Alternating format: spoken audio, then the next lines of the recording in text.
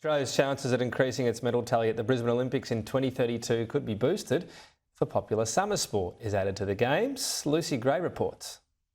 The International Olympic Committee will this week consider a recommendation to include T20 cricket in the 2028 Games in Los Angeles. If passed, this could pave the way for the sport to be played at the Gabba in Brisbane 4 years later. Men and women's T20 cricket has only once been played as an Olympic sport during the 1900 Paris Games. Sports programs are typically submitted 7 years before the event, and each organising committee can propose one or more additional sports about 4 years out. A Brisbane 2032 spokesperson says no decision has been made on what they'll propose, saying it's early days and at the appropriate time we will decide on making a proposal based on a process and principles that align with our vision for the Games and are approved by the IOC. An Olympic T20 tournament could lay the groundwork for India to host the 2036 Games because of its appeal to almost 2 billion people in India, Pakistan and Bangladesh. These countries aren't usually as engaged with the Olympics, so adding such a popular sport is seen by the IOC as an opportunity to expand the audience. Let's bring in my Sky News colleague, former Labor Minister Graham Richardson. I used to think we were lucky to get cricket in the Commonwealth Games, Richo. Now the Olympics. How are cricket fans pulling this one off? This would be handy. Oh, it'll be fantastic. I mean, for me, I'm a cricket tragic. I watch it all day and all night, and so for me, I think it's really good. But right across Australia, I think the only sport where I think everyone can name the Australian cricket captain is cricket. It's a sport that women watch, so it's got that extra appeal. And now, of course, women play it so much that they're getting the same sort of publicity as the blokes. So I think cricket's got a great future, and as long as it's on the TV, I'll be watching it. Yeah, fair call. I think a lot of us will. So let's cross our fingers and hope it actually happens. A bit of an interesting time for the government this week, in particular on Qantas. How much is this cutting through, I guess, is always the question, because it started from a seemingly pretty small decision, but it was the differing explanations, I think, which led the opposition to chase it. And probably a lot of people have been shaking their heads at some of the high airfares ever since COVID. Well, I don't think there's ever been a proper answer to the high airfares since COVID. If there has been one, I haven't heard it.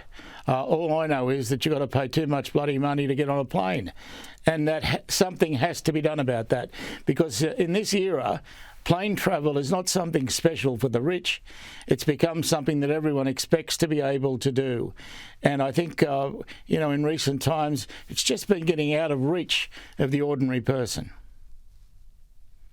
Yeah, and look, the problem is, yes, we talk about the international flights, but some of those domestic ones just eye-watering. The Qantas issue, the referendum polling this week, does it feel like choppier waters for Anthony Albanese right now, the toughest time Labor's had since the election, and a pretty important one? Yeah, it certainly is. I mean, it's all of his own making. So this is something he wanted, and so he's gone after it. But he's gone after it at some personal risk, which is not something that politicians do very often. But Anthony is a conviction politician, and so when he's got a conviction on something, he will go for it, and that's what he's doing here.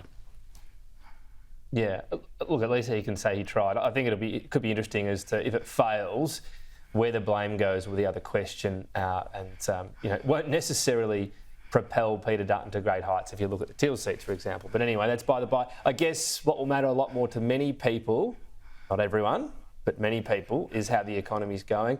We've got you can look at this two ways today. We do have a per capita recession, and that means we're not growing in terms of the economy's not getting bigger per person, to dumb it right down. And that means people are experiencing tough times. But at the same time, we're managing okay considering all these rate rises. What do you think the government will be feeling in terms of how much they're achieving the so-called soft landing? Well, I think that they'd be reasonably satisfied. We're doing better than most countries in the world, but these are tough times. And in tough times, you aren't able to please everyone. And as long as you understand that and don't try to, I think you can succeed, because you've got to make, in the end, a real virtue of what you're doing. And I think the government's doing a reasonable job of that. I mean, no one can sell anything better than Chalmers. I think he's really good. He's got a task ahead of him, though. He didn't have his first pick in the end for the Productivity Commission. Look, that won't be one that really reverberates through the community, let's be honest. But that is a huge issue, productivity. I'm not sure Labor's spoken about how willing they are to really tackle it, because at the same time, businesses will say that there's more red tape that's coming into play via industrial relations changes. Yeah, well, I think you'd find what Labor's trying to do is duck the issue. If it's not favouring you, then you don't want to talk about it. You talk about everything else, and that's what Labor's doing at the moment.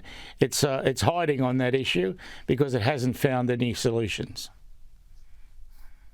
Richo, great to get your thoughts. We'll talk again next week. Thank you.